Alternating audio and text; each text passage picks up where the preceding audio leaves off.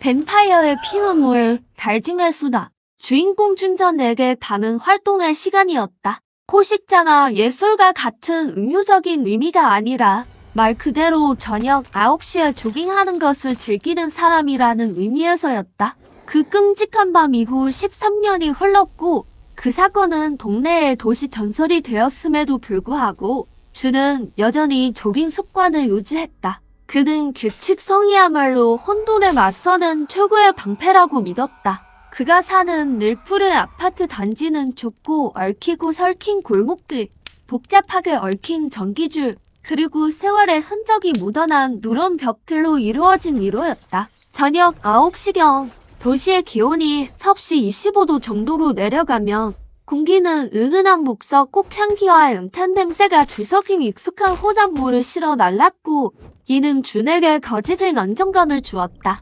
골목 모퉁이에서 멈춘 준은 얇은 니트 스웨터를 정리하고 타이머를 시작했다. 그는 상쾌한 공기를 들이마시며 천천히 달리기 시작했다. 그는 이 구립감을 좋아했다. 세상이 단조로운 달리기 코스로 축소되고 오직 자신의 호흡만이 마주해야 할 전부인 순간이었다. 갑자기 그는 멀리서 다급한 발소리를 들었다. 고개를 돌려 확인했다.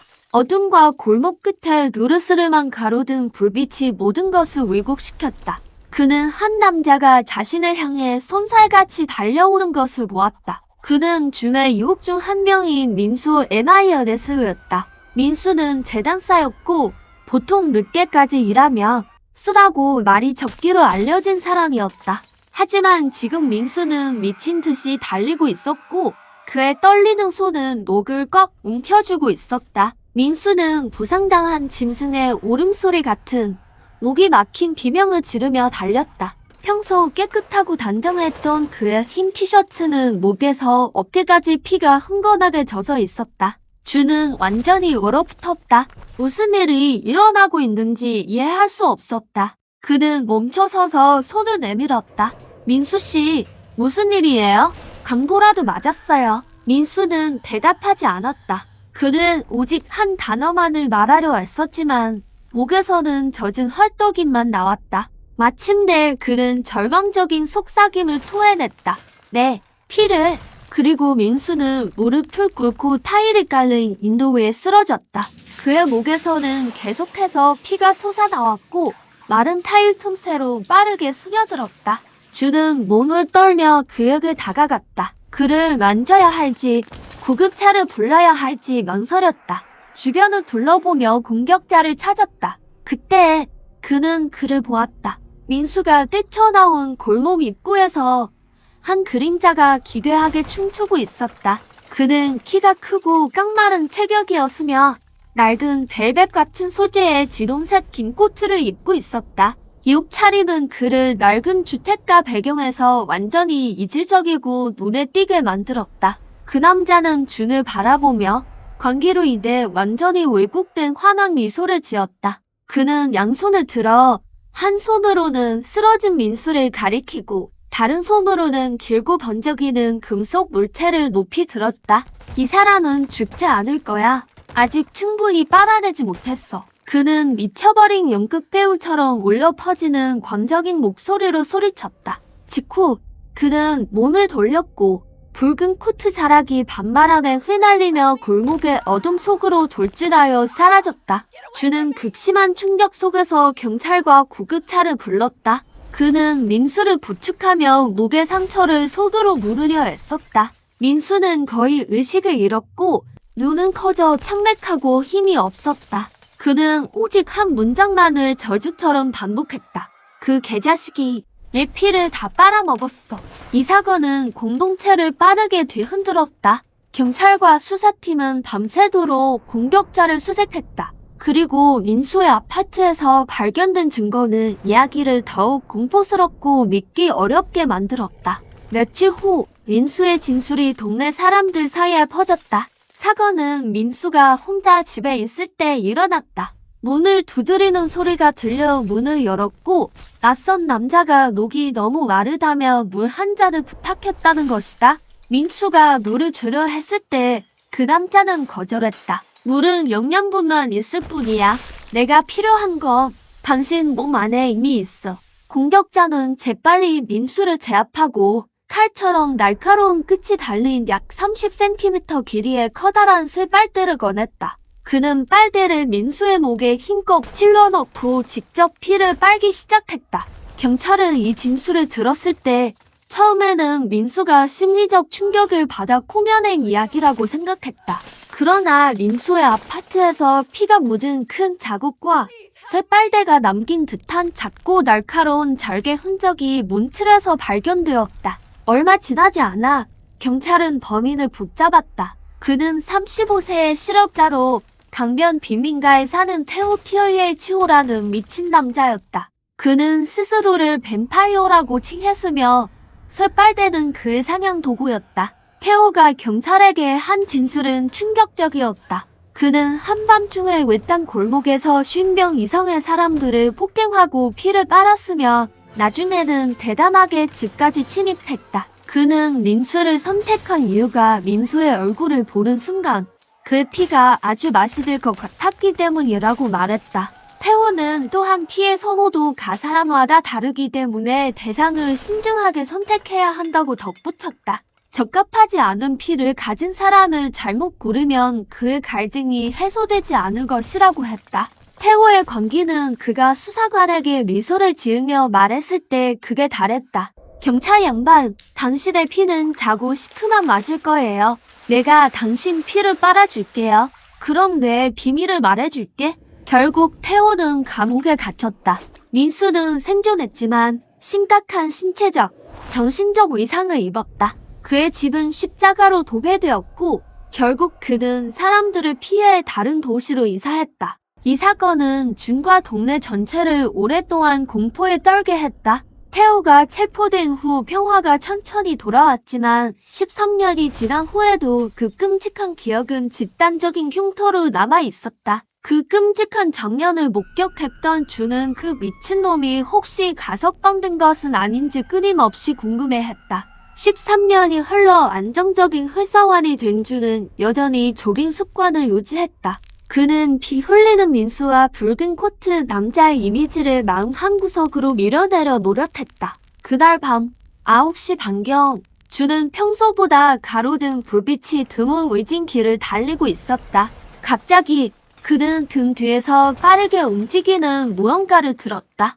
고개를 돌린 순간 그의 온몸은 공포로 얼어붙었다. 그것은 한 남자였다. 그는 진홍색 긴 코트를 입고 있었다. 준이 13년 동안 잊으려 애썼던 바로 그 붉은 코트였다. 그 남자는 미친 듯이 준을 향해 달려오고 있었다. 준은 놀라 균형을 잃고 차가운 아스팔트 바닥에 넘어졌다. 그 남자는 달려와 재빨리 준을 덮쳤다. 그는 태호가 아니었다. 그는 더 젊고 더 말랐지만 그 광적인 눈빛과 왜곡된 환한 미소는 소름 끼치도록 똑같았다. 그는 쇠빨대를 꺼냈다. 그것은 13년 전에 본 것보다 더 크고 더 길고 더 번쩍였다. 빨대는 가로등 불빛이 반사하며 차가운 비출기를 만들었다. 공포는 극에 달했다. 그는 시간을 낭비하지 않고 병적인 쾌감으로 가득 찬 목소리로 씩씩거렸다. 항상 궁금했지.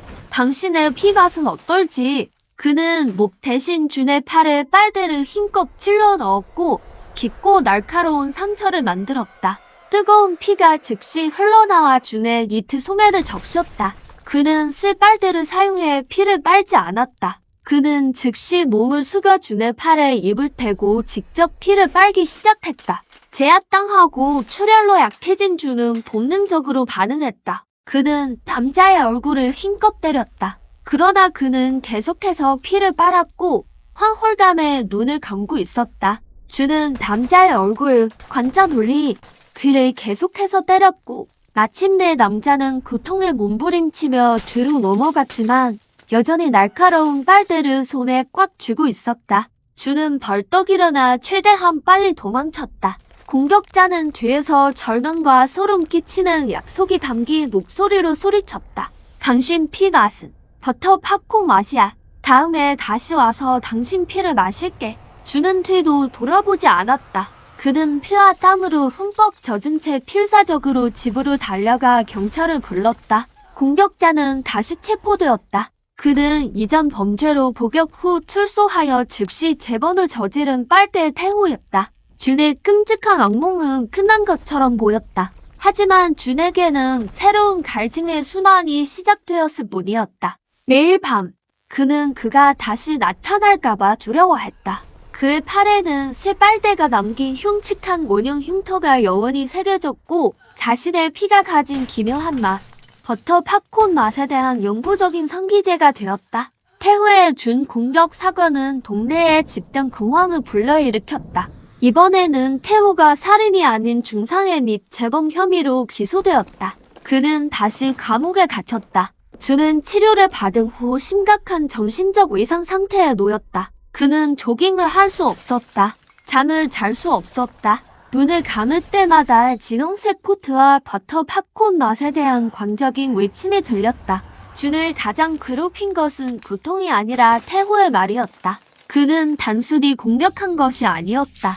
그는 준의 피를 맛보고 평가했다. 준은 스스로에게 질문하기 시작했다. 버터 팝콘 맛은 무엇일까? 왜 그는 피의 맛에 그토록 집착하는 것일까? 그는 스스로 태호에 대해 조사하기 시작했고 모든 오래된 기록, 신문 기사, 소문을 다시 읽었다.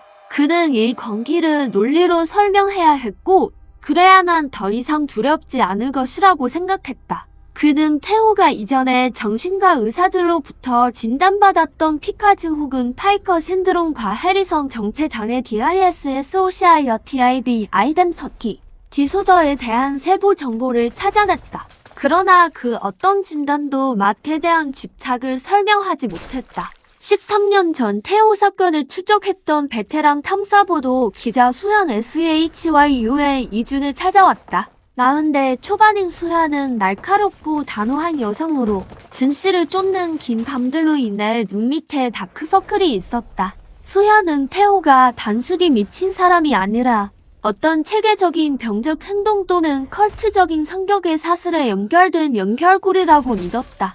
준 씨 수현이 두꺼운 서류철을 건네며 말했다. 이 사건은 단 한 명의 미친 사람에 관한 것이 아닙니다. 그것은 심리학과 생화학에 관한 것입니다. 태호의 형인 영호의 유은지의 지호가 배후에 있을 거예요. 수아는 자신의 이론을 공유했다. 태호가 피맛에 집착하는 것은 스스로 생각해낸 것이 아닐 겁니다. 그는 혈액과 그 순수성에 집착하는 어떤 조직에 의해 세뇌되거나 영향을 받았을 가능성이 높습니다. 쇠발대는 도구가 아니라 상징입니다. 준은 수현의 이론에 끌려 협력하기로 동의했다. 그는 악몽을 설명하기 위해 수현이 필요했고 수현은 태호의 관계를 경험한 생존자인 준이 필요했다. 그들은 피가 단순한 액체가 아닌 복잡한 향미를 지닌 포도주와 같은 것으로 취급되는 태호의 집착적인 세계를 파고들기 시작했다. 짜고, 시고, 그리고 이제 버터 팝콘 맛까지. 수현은 태호의 오래된 심리 기록에서 첫 번째 단서를 발견했다. 태호는 15년 전 인수공격 사건 직전에 가출한 배다른 형 영호에 대해 이야기한 적이 있었다. 영호는 혁명을 통한 유전자 조작 음모론과 생화학에 집착했던 의대 중퇴생이었다. 태호는 항상 말했다. 우리 형은 모든 것을 알고 있어요. 형이 나에게 맛보는 법을 가르쳐줬어요. 수현이 기록을 가리켰다. 피의 맛 이론을 만든 것은 태호가 아니라 그의 형입니다. 영호가 광기의 근원이에요. 그들은 더 끔찍한 증거를 발견했다. 영호는 여전히 활동 중이었다. 준에 대한 공격 이후 경찰은 태호를 체포했지만 비슷한 공격이 인근 주택가에서 계속 발생했고 모두 동일한 묘사, 붉은 코트와 빨대 모양의 상처가 있었다. 태호는 감옥에 있는데 누가 공격하고 있는 거죠? 준은 극도의 두려움을 느끼며 물었다. 수현은 두 가지 가능성을 제시했다. 언론 보도로 인한 모방범 카피캣이거나 영호가 태호를 미끼와 실험 대상으로 사용하여 더 큰 계획을 실행하고 있다는 것이었다. 두려움이 커진 준은 가장 중요한 세부 사항을 떠올렸다. 민수 씨는 목에서 피가 흘렀고 태호는 빨대를 사용했다고 했어요. 하지만 나는 팔에 찔렸고 직접 피를 빨렸어요. 태호는 나를 공격한 죄로 잡혔어요. 그럼 민수 씨를 공격한 건 누구였을까요? 수연과 주는 소름 끼치는 가설에 도달했다. 민수 공격과 준 공격은 서로 다른 두 사람이 저지른 것이라는 점이었다. 민수를 공격한 사람은 더 교활하게 빨대를 사용하고 심각한 상처를 입혔다. 그리고 스스로를 뱀파이어라고 칭했던 태호는 역할극과 명성에 집착하여 형영호를 대신해 기꺼이 죄를 뒤집어 섰다는 것이다. 피해 갈증 순환을 시작한 민수 씨의 공격자는 바로 영호였습니다. 수연은 결론지었다. 태호는 단지 인정받기를 갈망하는 정신장애인이었을 뿐입니다. 그는 자신의 형에 대한 진실보다 뱀파이어 역할극을 더 좋아했어요. 그들의 목표는 체포된 태호에서 여전히 어둠 속에 수더 병적인 실험을 계속하고 있는 탈출한 영호로 바뀌었다. 영호는 생화학에 집착하는 지적인 뱀파이어였고 피의 향미 이론을 만든 장본인이었다. 그가 모든 공포의 근원이었다. 강철의 피, 깨어진 약속, 두 번째 공격 이후 준의 삶은 더 이상 그만의 것이 아니었다. 그는 수감된 빨대의 태호뿐만 아니라 탈출한 형 영호에 대한 강박적인 생각 속에서 살았다. 그의 팔에 난 날카로운 원음 흉터, 그의 피가 버터 팝콘 막으로 맛보아진 그곳은 숨길 수 없는 끔찍한 상징이었다. 준과 수아는 준이 잠긴 아파트, 늘 푸른 빌라촌에서 작업하기 시작했다. 수아는 정부가 은폐했던 오래된 수사 기록, 기사, 그리고 기각된 이론들을 준에게 가져왔다. 이 사건은 결코 한 미치광이에 관한 것이 아니었어요. 수현은 거실 테이블에 네트워크 다이어그램을 펼치며 말했다. 이것은 심리학과 생화학에 관한 것입니다. 영호는 비윤리적인 실험 때문에 퇴학당한 의대 중퇴생입니다. 그는 혈압 블러드 섀도우이라고 부르는 초월적인 신체 상태를 달성하기 위해 혈액을 정제하는 데 집착했습니다.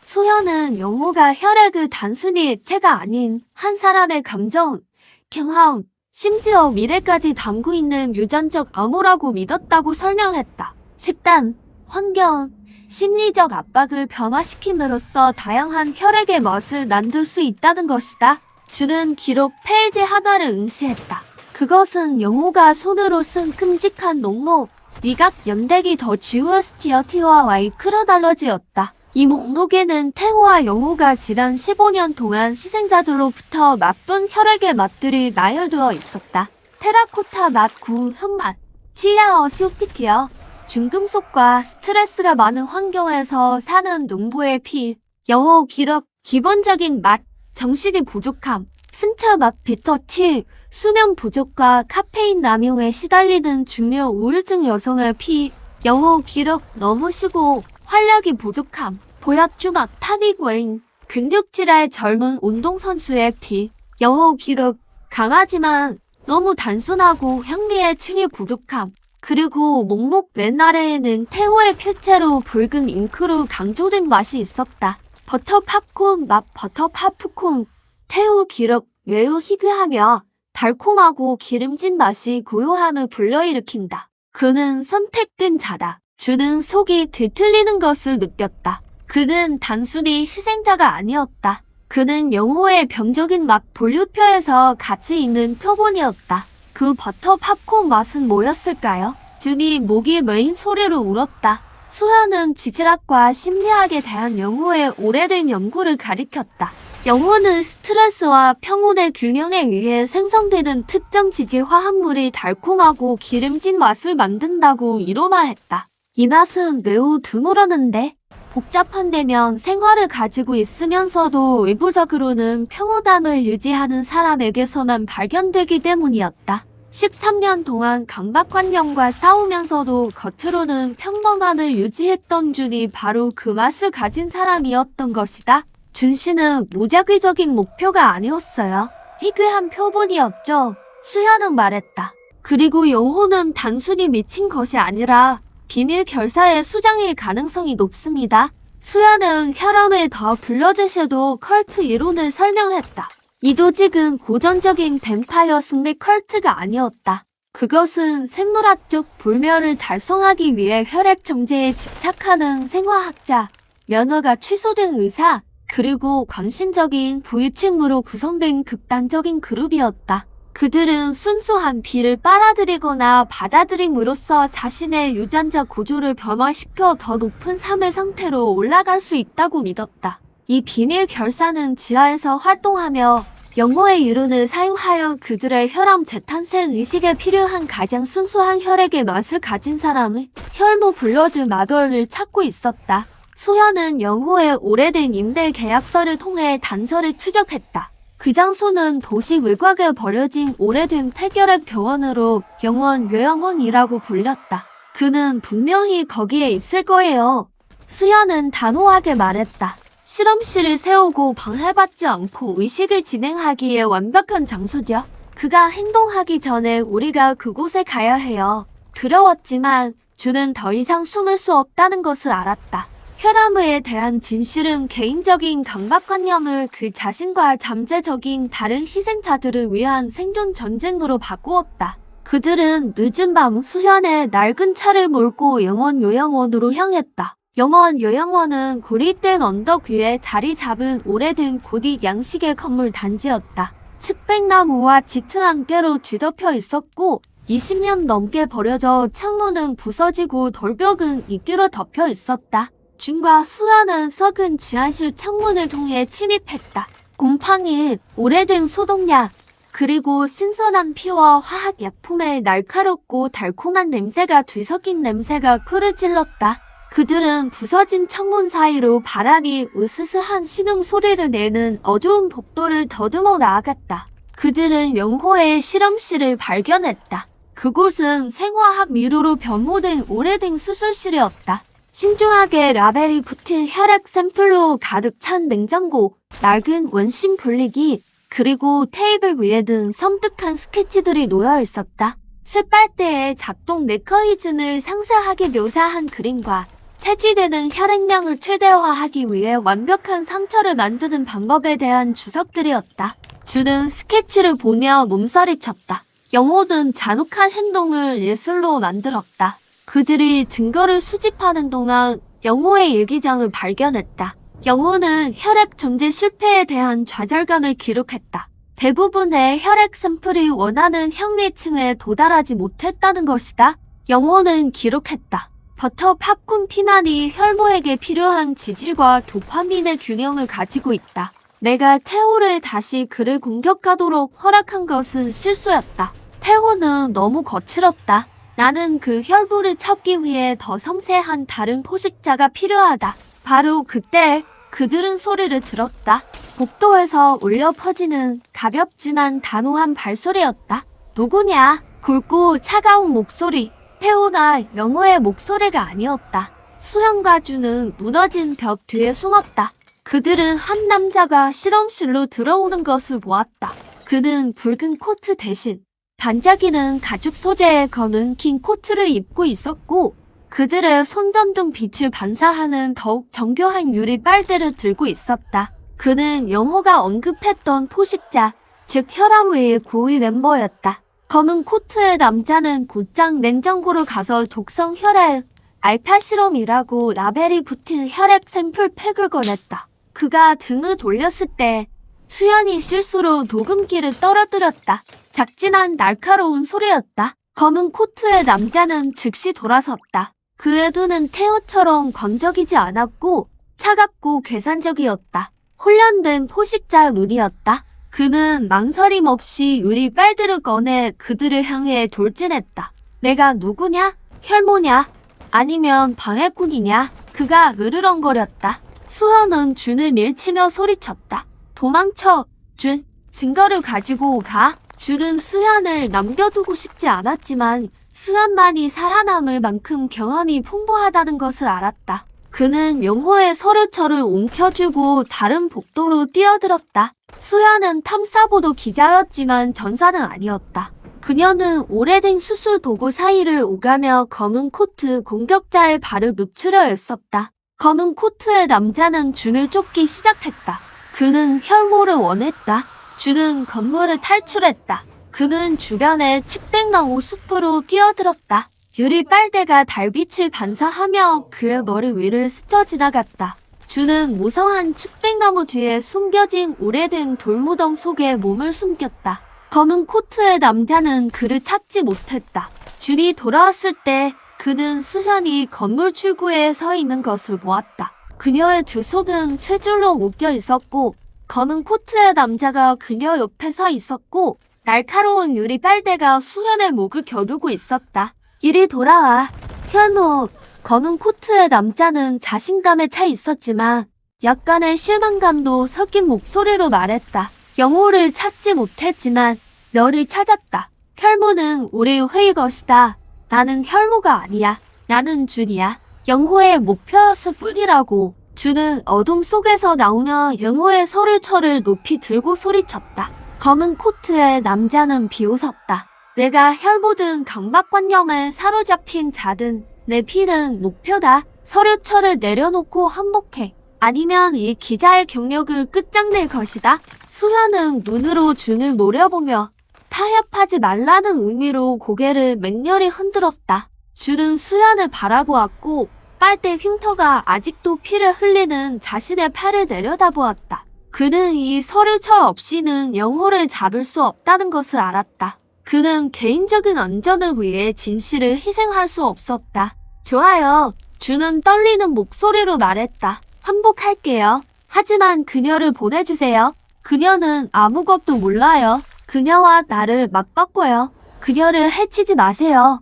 검은 코트의 남자는 잠시 생각하더니 비열하게 웃었다. 좋다. 나는 혈모의 용기를 좋아한다. 그는 수현을 밀쳤다. 수현은 바닥에 넘어지며 눈물 어린 눈으로 준을 바라보았다. 준, 안 돼. 준은 무릎을 꿇고 영호의 서류철을 땅에 내려놓았다. 그는 힘이 아니라 심리적 조작에 의해 패배했다. 검은 코트의 남자는 서두르지 않았다. 그는 가까이 다가와 서류철을 집어들고 조심스럽게 확인했다. 그런 다음 그는 유리 빨대로 준의 손목에 흠집을 냈고 이전 상처보다 더 깊은 상처를 만들었다. 전설적인 버터 팝콘 맛. 그는 속삭인 후 몸을 숙여 준의 피를 빨았다. 이번에는 준은 저하하지 않았다. 그는 피가 빠져나가는 것을 느꼈고 끔찍한 쇠약을 느꼈다. 그러나 그 순간 그는 영호의 이론을 떠올렸다. 피는 감정을 담고 있다. 그는 자신의 거짓된 평온함 때문에 공격받았다. 버터 팝콘 맛. 이제 그는 극도의 분노와 복수심을 경험하고 있었다. 이 맛은 버터 팝콘 맛이 아니야. 검은 코트의 남자가 고개를 들었다. 그 표정이 변했다. 강철의 피 아이언 블러드 맛이야. 내가 변했어. 그는 피를 땅에 뱉어냈고 그의 눈은 실망과 분노로 가득 찼다. 내가 표본을 망쳤어. 내가 유전자를 바꿨어. 내가 혈보를 스스로 파괴했어. 그는 유리 빨대를 내던지고 영호의 서류철을 바라보며 돌아섰다. 피는 망가졌지만 정보는 그렇지 않아? 영호에게 이 정보가 필요해. 그는 서류철을 가지고 어둠 속으로 달아났고 준은 자신의 피 웅덩이 속에 무력하게 남겨졌다. 수현은 재빨리 준에게 달려갔다. 준은 너무 많은 피를 흘렸다. 하지만 그는 예상치 못한 방식으로 승리했다. 두려움에 맞서고 희생자에서 사냥꾼으로 전환함으로써 그는 피의 맛을 바꾸었고 포식자가 그를 포기하게 만들었다. 준은 병원으로 이송되었다. 그는 수혈과 집중적인 심리 치료를 받아야 했다. 준이 회복하는 동안 수현은 검은 코트의 공격자에 대해 조사했다. 그의 이름은 병 DY 원즈으로 냉철함과 전문성으로 유명한 면허가 취소된 의과 의사였다.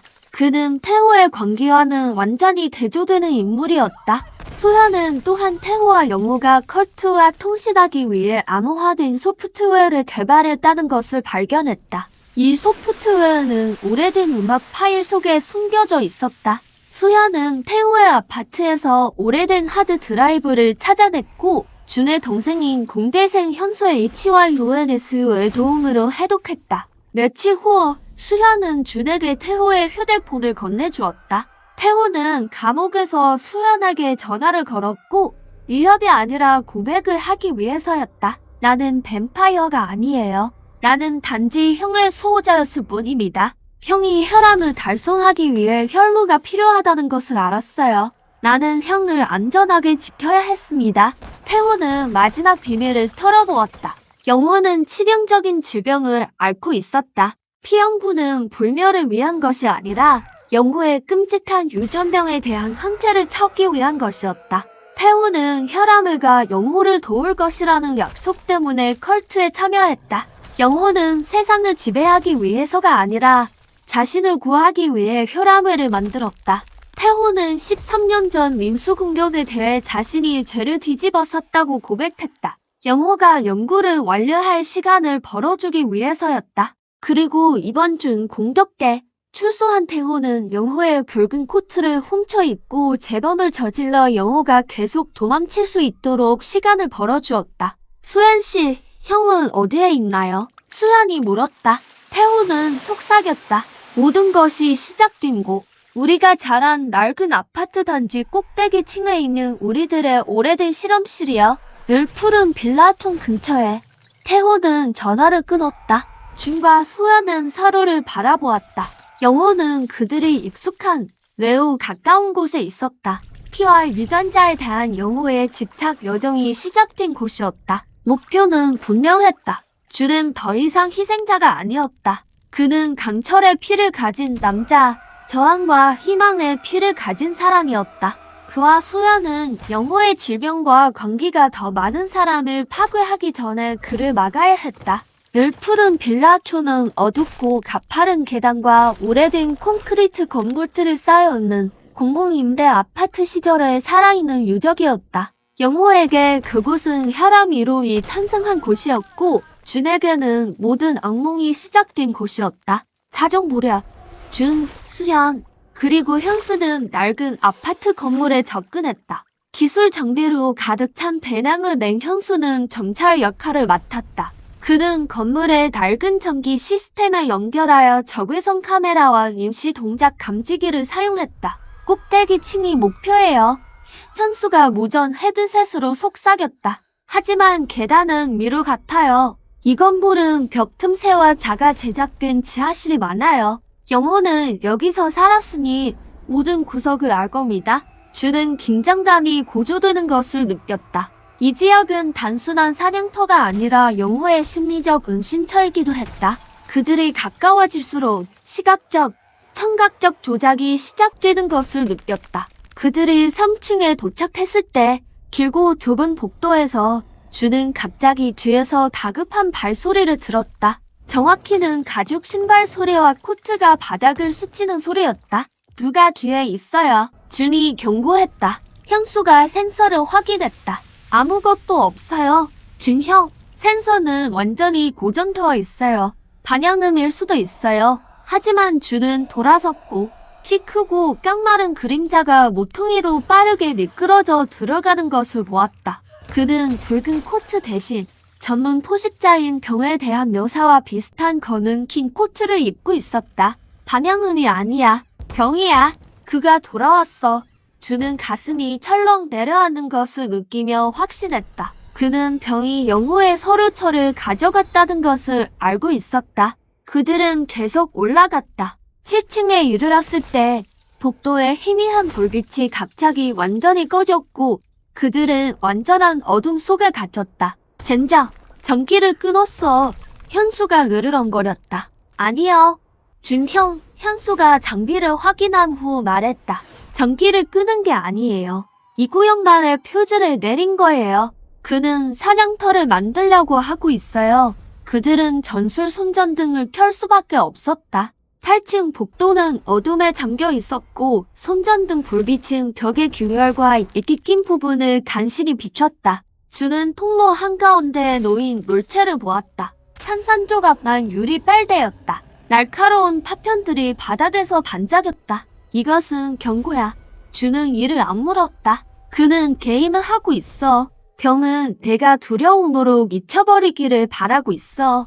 그들은 10층에서 무거운 산업용 자물쇠로 굳게 잠긴 낡은 철문을 발견했다. 현수는 고도의 집중력으로 전문 절단 도구를 사용하여 자물쇠를 부쉈다. 현수가 작업하는 동안 수아는 경계를 섰다. 그녀는 깊이 숨을 들이마시더니 익숙하지만 완전히 잘못된 냄새를 맡았다. 준씨, 타는 버터 팝콘 냄새가 나요. 수연이 떨리는 목소리로 말했다. 계단 위쪽에서 아주 강하게요. 아마 뭔가를 태우고 있는 것 같아요.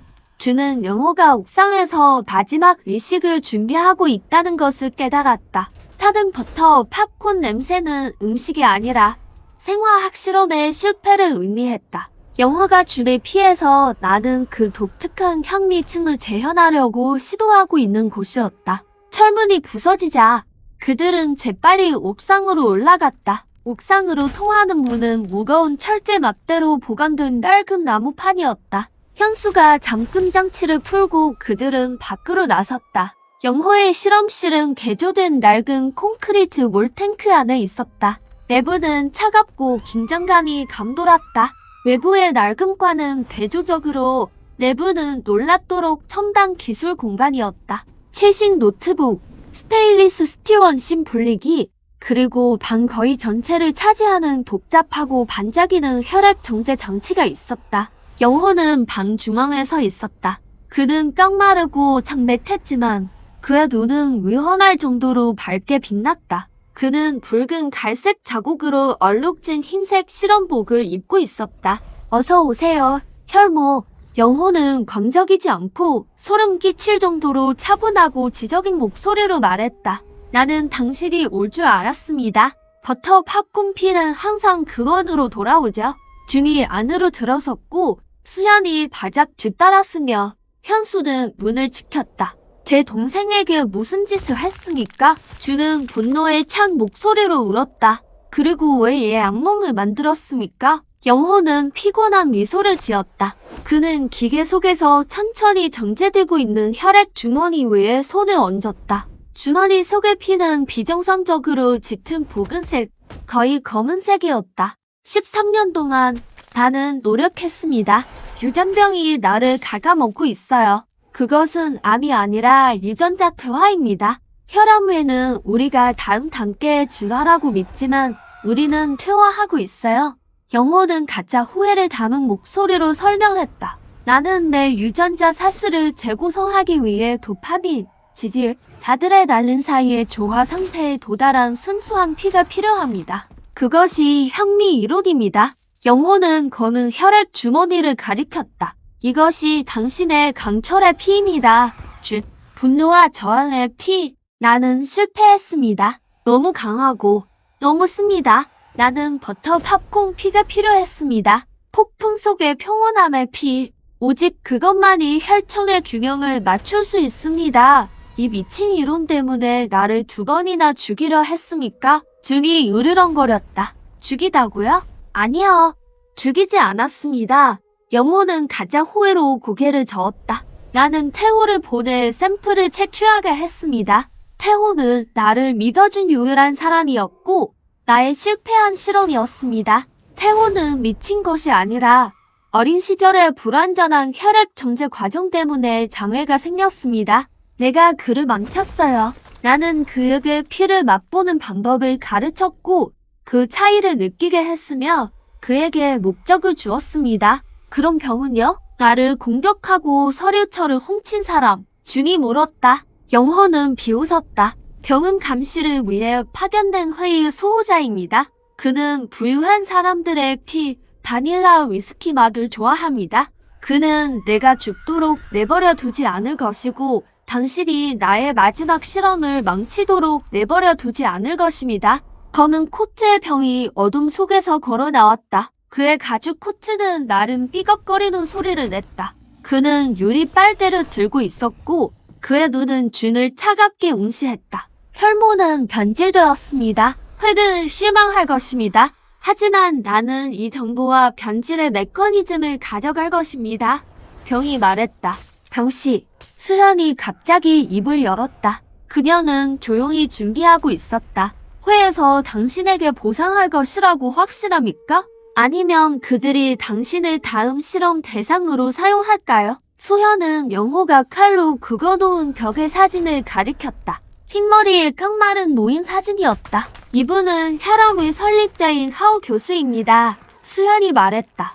그는 3년 전 병씨에게 혈액정제를 당했고 유전병에 걸린 후회에서 독성혈액이라고 불렸습니다. 병씨, 당신은 단지 영원한 피를 약속받은 충성스러운 개에 불과합니다. 병은 여전히 차가웠지만 그의 손은 약간 떨렸다. 그는 수현의 말이 맞다는 것을 알고 있었다. 영호는 병을 바라보았고 준을 바라보았다. 진실이 드러났다. 피는 권력이었고 그 권력은 그것을 만든 사람들을 배신했다. 모든 것이 잘못되었습니다. 준이 강철의 피의 단호함으로 목소리를 낮췄다. 피는 불멸을 담고 있지 않아요. 영호, 피는 항체와 살고자 하는 의지를 담고 있어요. 사람을 죽일 필요가 없습니다. 당신 자신의 질병에 대한 유전자 코드를 찾아야 합니다. 공지에 몰린 영호는 차분함을 잃었다. 그는 호박색 액체가 담긴 주사기를 꽉 쥐었다. 아닙니다. 나는 너무 가까이 왔습니다. 당신의 강철의 피, 준, 그것만이 마지막 혈청을 안정시킬 수 있는 유일한 것입니다. 회의 배신에 정신이 팔린 병은 더 이상 완벽한 포식자가 아니었다. 준은 이것이 유일한 기회임을 깨달았다. 현수, 플랜 B. 준이 소리쳤다. 헤드셋으로 모든 것을 들은 현수는 즉시 행동했다. 그는 전파 방해 장치를 설치하고 건물의 낡은 전기 시스템을 통해 약한 전자기파를 흘려보냈다. 즉시 영호의 실험실에 있는 모든 전자장비가 깜빡이며 꺼졌다. 혈액 정제 장치와 은심 분리기가 작동을 멈추며 큰 굉음을 냈다. 영호는 절망적으로 소리쳤다. 안 돼! 내 혈청! 어둠 속에서 전문 포식자인 병은 즉시 반응했다. 그는 준에게 돌진했다. 전투는 준의 희미한 손전등 불빛만이 비추는 어둠 속에서 벌어졌다. 병은 민첩하고 잔혹했으며 유리 빨대를 날카로운 검처럼 휘둘렀다. 13년 동안 두려움과 싸운 준은 더 이상 희생자가 아니었다. 그는 거리를 유지하고 속도를 내기 위해 조깅 기술을 사용하며 피했다. 그는 병이 더 강하다는 것을 알았지만 그에게는 사냥당하는 자의 순수한 분노가 있었다. 병은 유리 빨대를 허공에 강하게 찔렀고 슉슉거렸다. 내 피를 내놔. 혈도 내 평온함을 내놔. 평온함은 죽었어. 병. 준이 으르렁거렸다. 이제 강철만 남았을 뿐이야. 준은 피하지 않고 돌진했다. 그는 다치지 않은 다른 손으로 병의 팔을 붙잡고 유리 빨대를 그의 어깨에 힘껏 꽂았다. 병은 고통과 놀라움에 비명을 질렀다. 그는 자신의 무기로 공격당한 것이다. 혼란 속에서 영호는 호박색 혈청이 담긴 주사기를 자신의 정맥에 주입했다. 그는 더 이상 순수한 혈청에 신경 쓰지 않았다. 그는 단지 끝내고 싶었을 뿐이다. 영호, 멈춰요. 수연이 소리쳤지만 너무 늦었다. 영호는 쓰러졌고 그의 몸은 심하게 경련했다. 혈청은 그를 구하지 못했다. 그것은 유전자 퇴화를 가속화했을 뿐이다. 준과 수아는 심하게 다쳤지만 노력화된 병을 붙잡았다. 바로 그때 경찰 사이렌 소리가 건물 아래에서 울려 퍼졌다. 현수가 개조한 시스템을 통해 수련이 비상 신호를 활성화했던 것이다. 영호는 준을 바라보았다. 그의 눈빛은 흐려졌지만 그는 길을 잃은 천재의 비극적인 슬픔을 다는 마지막 한 문장을 속삭이려 했었다. 태호에게 말해줘. 버터 팝콘은 거짓말이었고 그가 진실이었다고. 영호는 반짝이는 혈액 정제 장치 옆에서 마지막 숨을 거두었다. 혈암의 사건은 종결되었다. 영호는 죽었고 병은 체포되었으며 허위 나머지 구성원들은 소탕되었다. 마지막 진실이 밝혀졌다. 영호는 준의 피가 자신의 혈청의 이상적인 혈무가 될 수 없다는 것을 알았다. 버터 팝콘 맛은 내면의 고독과 감정 억제의 상징이었다. 영호는 그 억제가 균형을 만드는 데 필요했다. 그러나 태호가 영호의 명령에 따라 준을 처음 공격했을 때 태호는 준이 엄청난 고통을 알아차렸다. 정신장애가 있었지만 형제애를 가진 태호는 의도적으로 죄를 뒤집어쓰고 뱀파이어 이야기를 꾸며냈다. 영호가 그 미친 이야기에 매료되어 준의 피가 그가 필요로 하던 것이라고 믿게 만들려고 했던 것이다. 태호는 거짓말을 했다. 그는 민수의 피가 맛있다고 말하지 않았고 경찰관을 조롱하며 영호를 경찰의 추적으로부터 보호하고 동시에 주는 영호의 사냥으로부터 보호하기 위해 역할극을 만들어냈다. 영호는 이론에 집착하여 태호의 역할극을 믿었고 절망에 빠져 준을 다시 공격할 때까지 실험실에서 버터 팝콘 맛을 재현하려고 노력했다. 빨대 태호는 뱀파이어가 아니었다. 그는 자신의 권기를 병든 형을 위한 방패로 사용한 수호자였다. 준과 수연은 감옥에 있는 태호를 찾아갔다. 이제 더 차분해진 태호가 준을 바라보았다. 영호가 진실을 말했어요. 버터 팝콘은 거짓말이었다고요. 준이 말했다. 왜 그런 식으로 그를 보호했나요? 태호씨. 태호는 권기가 아닌 수용이 담긴 미소를 지었다. 그는 내 형이었어요. 그는 나를 해쳤지만 그는 내 가족이었어요. 나는 그가 혼자 죽는 것을 원하지 않았어요. 그리고 나는 준 씨가 죽는 것을 원하지 않았어요. 태호는 준의 흉터를 가리켰다. 준 씨의 강철의 피는 강인함의 피입니다. 당신은 변했습니다. 당신이 이겼어요. 진실을 발견한 준은 마침내 13년 동안의 심리적 부담에서 해방되었다. 그는 더 이상 희생자가 아니었다. 준과 수야는 혈암의 영호 그리고 태호의 희생에 대한 모든 진실을 일련의 충격적인 기사로 발표했다. 강철의 흉터를 가진 준은 회복력과 용기의 상징이 되었다. 준과 수야는 비영리 생화학 연구재단을 설립했다. 영호의 오래된 기록과 현수의 도움을 사용하여 희귀 질환에 대한 유전자 치료법을 찾았고 피에 대한 집착을 과학적 희망으로 바꾸었다. 준은 여전히 밤에 조깅을 한다.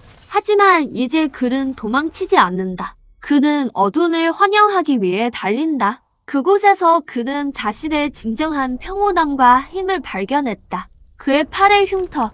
태호가 맛본 버터 팝콘 맛은 더 이상 공포가 아니었다. 그것은 끝난 수망과 진실과 용서의 피인 강철의 피의 탄생을 상기시키는 것이었다. 그는 알았다. 악은 뱀파이어나 실빨대에 있는 것이 아니었다. 그것은 억눌린 두려움과 설명되지 않은 강박관념에 있었다. 그는 모든 것을 해독했고 이전보다 더 강해져 살아남았다.